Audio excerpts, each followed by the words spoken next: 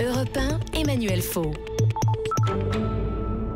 Qu'il s'appelle Valls, Hollande, Sarkozy, Bayrou, Marine Le Pen, même les politiques ont un père. C'est le titre de votre livre. Émilie Lanès, bonsoir. Bonsoir. Vous êtes journaliste au Point et vous avez enquêté sur l'ascendance paternelle des principaux hommes et femmes politiques de ce pays. D'ailleurs, est-ce qu'ils se livrent facilement, les papas de nos dirigeants ? Les papas, non. Enfin, et surtout les fils et les filles, pour qui ça a été compliqué et des très longues négociations pour qu'ils acceptent de me recevoir. Il faut dire aussi qu'ils ont parfois 2 ou 3 autres petites choses à faire. Quand ils m'ont reçu, les entretiens ont été beaucoup plus longs que prévu. Ils étaient contents de parler, je crois. En tout cas, on découvre qu'il n'y a pas beaucoup de pères qui ont cru au départ aux qualités et à l'avenir de leur fils, globalement. Et réfléchir, je crois même qu'il y en a un seul, c'est le père de Jean-François Copé. Voilà, c'est l'exception dans votre livre. Toujours cru que son fils était parfait et que son fils était fait pour le plus grand et le meilleur. Il commence très tôt d'ailleurs, Jean-François Copé, puisqu'il colle des affiches de Pompidou dans sa chambre. Enfin, il se met en condition assez jeune. À l'âge de 10 ans, oui, ce qui est en effet assez jeune pour coller les affiches de Pompidou dans sa chambre. Les autres ont des relations difficiles avec le père. Enfin, des degrés divers dans la difficulté. Leur père ne croit pas en eux, leur mère toujours, parce que ces hommes et ces femmes politiques ont un point commun, c'est que les mères ont toujours trouvé qu'ils étaient fantastiques, les ont couvés, les ont cajolés, les ont encouragés.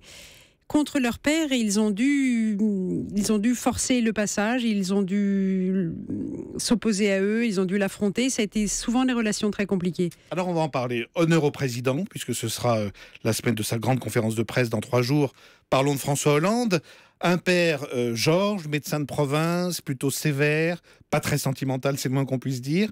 On a l'impression que le fils s'est construit par antithèse à tout cela. Il est vraiment tout le contraire de son père. Il s'est construit par antithèse, il s'est construit en fonction d'eux, il s'est surtout extraordinairement adapté à ce père. Son père est, comme vous venez de le dire, plutôt de nature taciturne, voire très pessimiste, presque dépressif. Il ne cesse de râler et de dire que le pire est à venir, que les communistes vont envahir la France, que la médecine est foutue. Il a une vision très sombre de la vie. Et François va, en face de ça, développer son talent un peu inné pour les petites blagues, pour la bonhomie. François se donne pour mission d'alléger l'atmosphère familiale qui est souvent plombée et de faire rire son père. Et ce qu'on retrouve, ce que vous décrivez très bien, c'est qu'il y a cette seconde nature qui commence à apparaître déjà chez le jeune François et qu'on va retrouver plus tard chez l'homme politique, qui est cette espèce de capacité à s'adapter sans arrêt, à trouver des situations, des compromis, à arrondir les angles, quoi. Oui, parce que dans ce cas-là, il faut ajouter un 3e personnage. C'est-à-dire qu'entre le père de François Hollande, Georges Hollande, et le fils, François Hollande, il y a un 3e personnage, c'est le frère aîné. Oui. Le frère aîné, lui, développe une autre stratégie qui est celle de l'affrontement et du conflit. Et François, qui est son frère cadet, observe que cette stratégie est peu payante parce que le frère, rapidement, va aller dans un internat et ça va se passer de mal en pis. Donc François se dit que finalement, l'adaptation, le contournement, la synthèse, trouver un consensus, trouver une voie médiane est peut-être une façon plus opérante d'avancer. Il avait raison. Alors, on a beaucoup lu de choses sur la relation entre Marine Le Pen et son père, Jean-Marie, bien sûr. Un père admiré par sa fille, qui lui donne même le virus de la politique. Mais en même temps, vous le soulignez, un père très absent et qui est un peu le fantôme de ce château de Montretout à Saint-Cloud, la maison familiale. Oui, c'est un père admiré, c'est surtout un père qui échappe volontairement à ses filles et principalement à Marine Le Pen, qui est la plus jeune et qui reste à la maison. Les grandes sont parties, elles ont fait leur chemin, la mère a divorcé.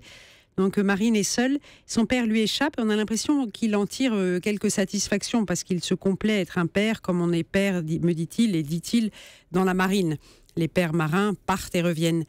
Et cette jeune fille, elle est adolescente, va très vite se rendre compte que si elle veut profiter un tout petit peu de son père, si elle veut avoir parfois l'occasion de passer une soirée, une journée, voire 2 soirées, 2 journées avec lui, il va falloir qu'elle aille en politique pour le retrouver. Ce qu'elle va faire. En passant une semaine avec lui, finalement, elle découvre que son père peut être à lui si elle est sur son terrain. Elle passe une semaine avec lui et d'ailleurs, ce qui se passe politiquement l'intéresse peu. Tous ses camarades de l'époque disent que la politique, elle s'en fiche. Mais elle se rend compte que quand elle va l'accompagner à une campagne municipale, elle est avec lui jour et nuit pendant une semaine et c'est merveilleux. Elle aime beaucoup ce père. Donc aller en politique, c'est en effet aller sur son terrain à lui, puisque lui ne viendra jamais sur son terrain à elle. Et elle y est allée et elle n'en est plus jamais repartie. Alors un mot de la star actuelle des sondages, Manuel Valls, le Premier ministre, vous lui consacrez plusieurs pages. Quel père était Xavier Valls, disparu en 2006 ? Alors c'est un père d'abord très respecté et très aimé par son fils. C'est une relation qui paraît solide. C'est un père, là encore, qui n'est pas forcément un père joyeux. C'est un artiste. Un homme qui a quitté son pays parce que sa famille, qui s'est opposée au franquisme, a perdu toute sa fortune. Et il est donc venu s'installer en France. C'est un homme intellectuel, d'avant-garde, qui aime s'entourer d'esprits forts et libres. C'est un père qui en impose à son fils et un fils qui obéit extraordinairement à son père. Parce que Xavier Valls est peintre, il peint au milieu du salon.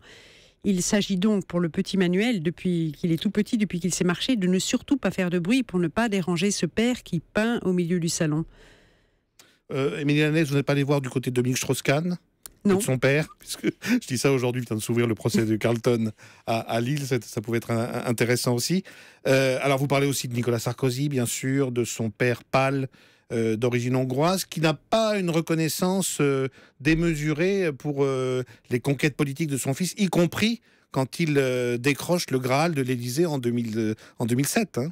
Oui, vous savez manier la litote, parce que quand on l'interroge sur son fils, Nicolas, Paul Sarkozy parle de lui en l'appelant aujourd'hui encore le conseiller municipal. Donc il fait référence au premier de ses mandats, qui est fort ancien. Et quand on lui fait valoir que quand même son fils a été élu président de la République française, qui devrait toucher Paul Sarkozy, qui, je le rappelle, est arrivé immigré de Hongrie sans un sou en poche à Paris, tout jeune homme, il dit oui, président de la République française, président des États-Unis, ça serait de la gueule. Sous-entendu, Nicolas n'est pas allé très loin.